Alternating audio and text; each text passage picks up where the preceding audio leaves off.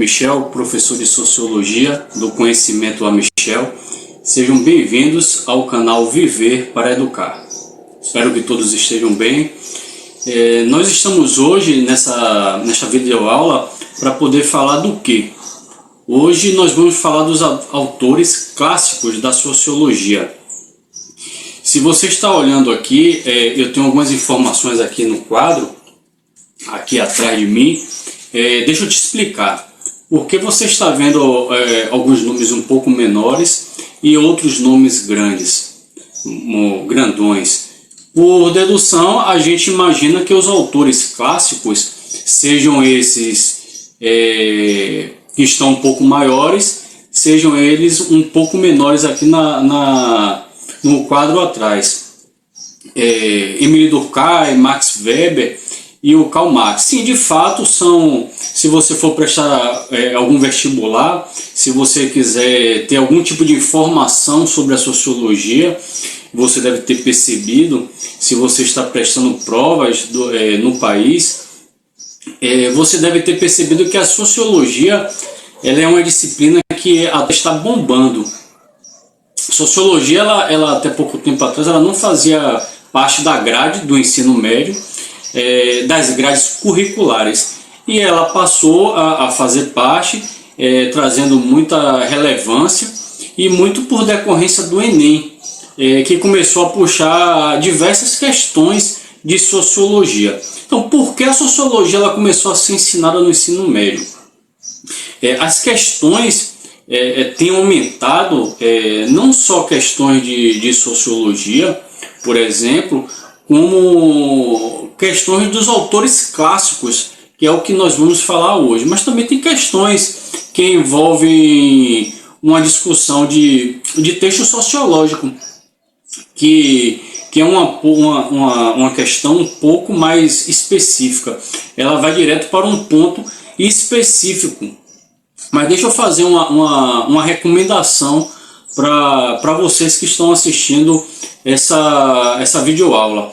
Para você poder ter uma maior compreensão, uma compreensão mais bacana dos pensadores clássicos, da sociologia clássica, que até uma galera gosta de brincar, alguns falam sobre a Santíssima Trindade, o tripé da sociologia, alguns também brincam que são os três patetas da sociologia. Você aí que está assistindo essa videoaula, é interessante que você desse uma preparada no seu caminho e fosse buscar o que? Para nós, os percussores da sociologia. A sociologia, como ciência, como o nome sociologia, ela tem um pai, que é o francês, o Émile Durkheim. Além do próprio Durkheim, vocês vão ter mais dois grandes expoentes nesse sentido, que são o Karl Marx e o Max Weber. Então você tem esses três aqui, e o Durkheim, o que o Durkheim fez lá no século XIX? Apesar da formação de filósofos que ele tinha, a formação como filósofo, pode ter certeza, a sociologia é a filha mais famosa da filosofia.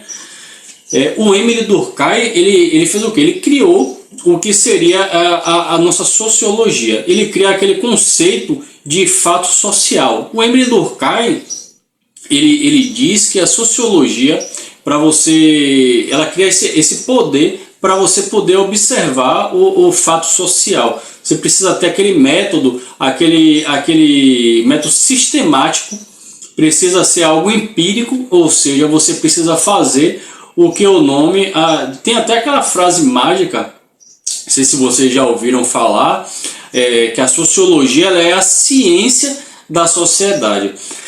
Essa frase ela meio que resume o que é a sociologia. Você pega um pensamento científico, sabe aquele pensamento científico que normalmente ele é obtido em um laboratório, aquele pensamento científico de misturar alguma coisa, esquenta aqui e consegue descobrir algo, ou aquela coisa de pesquisa médica, a visão científica mesmo, mais clássica da ciência. Ela é aplicada a sociedade, essa investigação de forma empírica. Então, quando você pensa que dá-se um olhar científico à sociedade, é o que o grande Émile Durkheim ele propôs. O Émile Durkheim tem um livro bacana que ele propôs no livro chamado As Regras do Método Sociológico.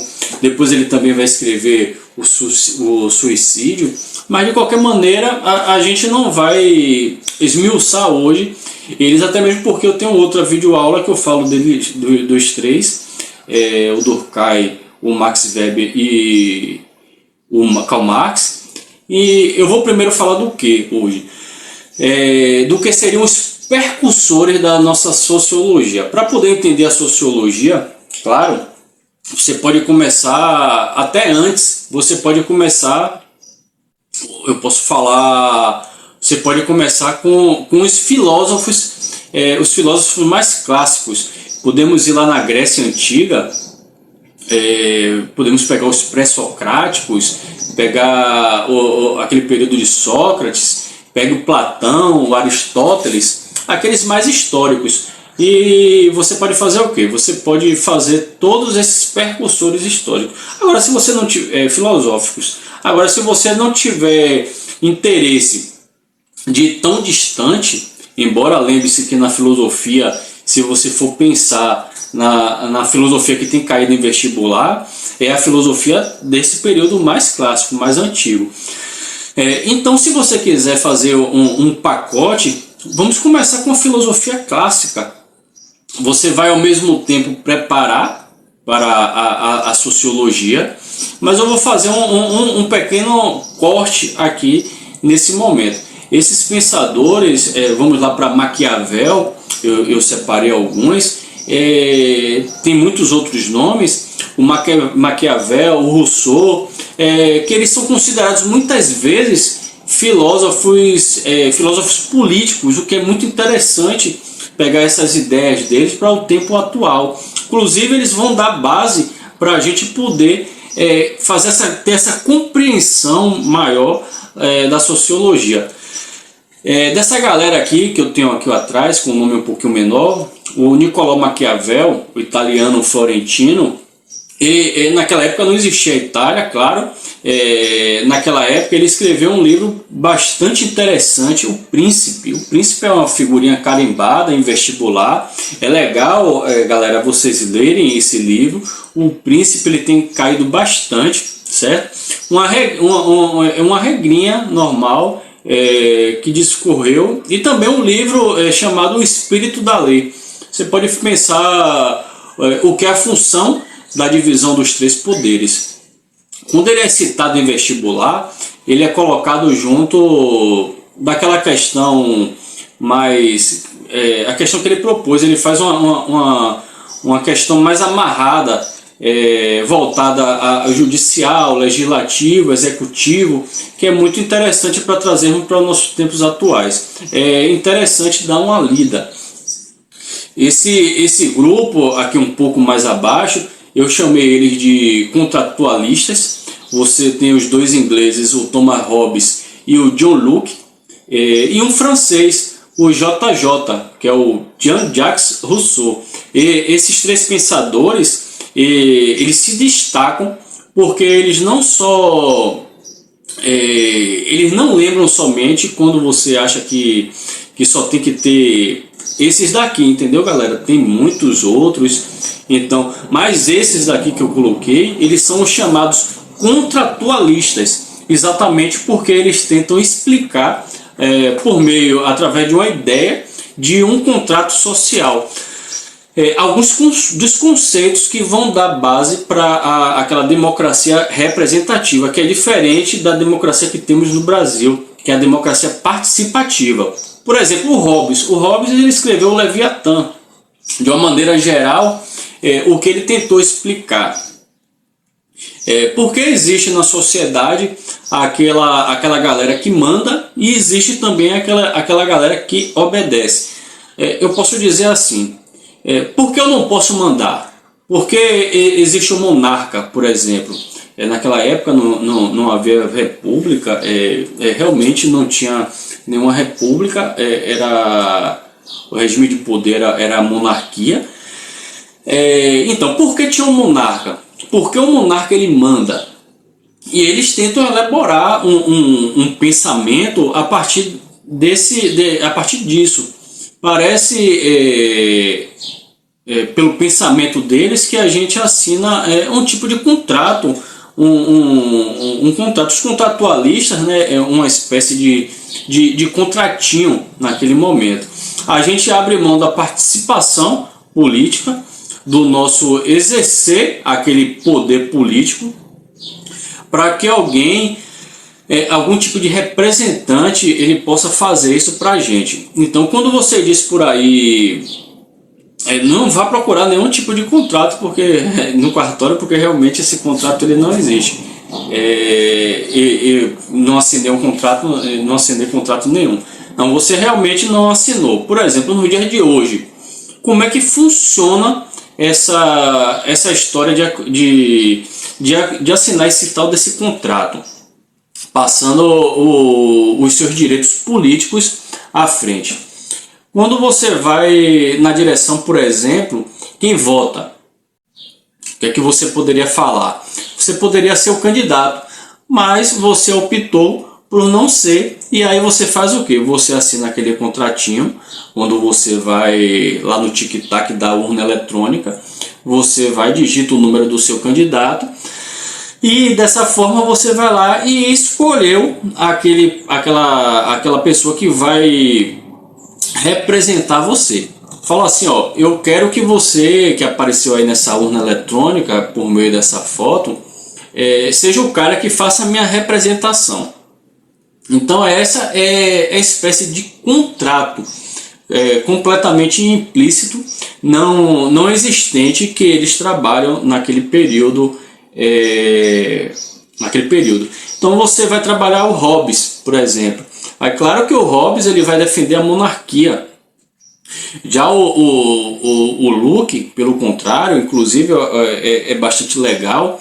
O Locke, junto com vários outros, você pode, por exemplo, ler o Adam Smith junto com o Locke. O Locke ele vai inspirar muito aquele pensamento liberal. O John Locke ele vai trabalhar muito naquela linha de tolerância religiosa. O John Locke ele vai falar muito sobre aquela aceitação à religião do outro e de liberdade política, para poder exercer essa liberdade política também, tá legal? Então é legal, muito bacana ler o Locke, é uma leitura muito interessante, sem contar com nos outros livros sobre educação, claro. Tem que ter alguns livros, ler alguns livros sobre educação para poder ter uma abrangência um pouco maior.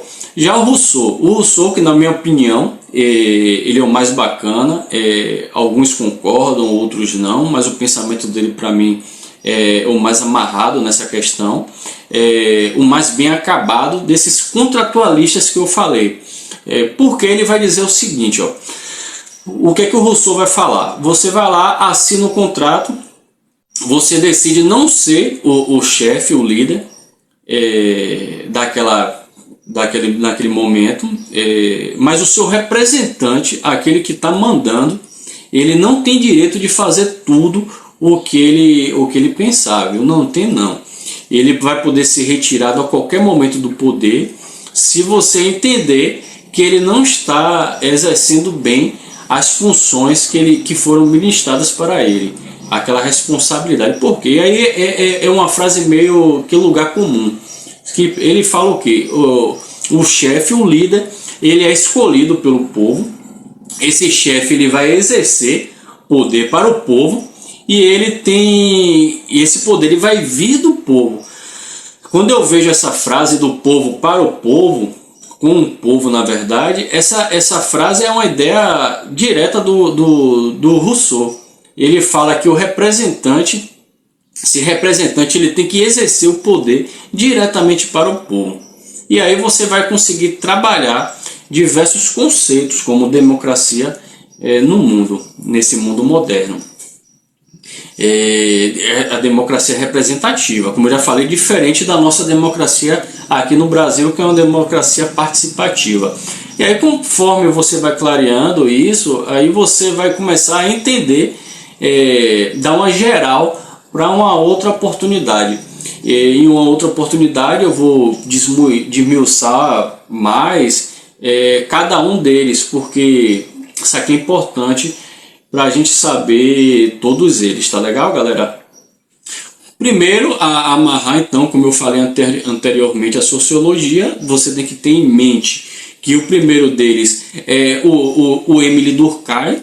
O Durkheim, ele cria as regras do método sociológico, faz um estudo sobre suicídio, que algumas pessoas iam imaginar o suicídio. Ele começa a estudar do ponto de vista da sociedade uma ação que seria individual, o suicídio. E ele brilhantemente, o Durkheim, ele consegue, para surpresa de todos, fazer esse estudo. Já o grande Karl Marx, ele é o mais controverso deles todos. Por que o Karl Marx é controverso? O Karl Marx, ele propôs a teoria do socialismo científico, o marxismo, a própria ideia de comunismo, e se desenvolve a partir daí. Como nós temos uma sociedade capitalista, o Karl Marx, ele é o mais questionado e criticado de todos. Mas, lembrando do ponto de vista do vestibular, o Karl Marx é o que mais cai. Então eu acho interessante ler muitas obras do Karl Marx. O Marx, ele propôs até uma outra solução que é contrária do que nós temos hoje. Então ele tem esse pensamento contrário ao pensamento atual. Mas de qualquer maneira, ninguém consegue ficar sempre indiferente ao Karl Marx, não. Você pode gostar das teorias dele, pode criticá-las, não tem problema nenhum. As teorias dele realmente existem muitas críticas, mas é algo que é bastante interessante, bastante complexo. Mesmo que você as critique, não tem problema nenhum. Não estamos aqui pedindo que você goste ou desgoste, mas o que pedimos aqui na aula é que você entenda, mesmo porque as questões, quando você pensa, tem uma ideia do pensamento crítico. O pensamento crítico, muitas vezes, ele é orientado pelo marxismo, mas também podemos dizer que desenvolveram em outro momento. Já o sociólogo Max Weber, o pensador clássico, ele vai caminhar um pouco mais para o lado do indivíduo. Ele vai buscar em alguns momentos, não só do indivíduo, mas em alguns momentos ele vai buscar lá na linha do individual mesmo. Ele vai buscar o quê? Vai buscar algumas explicações para a nossa sociedade, para a sociedade daquele momento. Ele vai desenvolver conceitos extremamente importantes. Ele vai falar do desencantamento do mundo, que seria aquela coisa da perda da influência da religião, naquele momento. Ele vai falar também do monopólio legal do uso da violência pelo Estado, ou seja, você tem coisas extremamente, alguns conceitos extremamente importantes desenvolvidos por esses três pensadores, que são pensadores clássicos, bastante importante. Eles caem muito na prova, certo? Então é legal para você chegar e partir desse ponto que eu apresentei aqui nessa aula. Então vai cair muitas questões desses pensadores clássicos, vestibular, concurso, o Montesquieu mesmo cai muito em concurso, certo, galera? Então vamos pensar bem, vamos estudar bem essa galera, beleza, galera? Não esquece de apertar aí o sininho, para você que ficou até o final da aula, inscrever-se lá no meu canal, e até a próxima aula, galera. Valeu, espero que tenham gostado.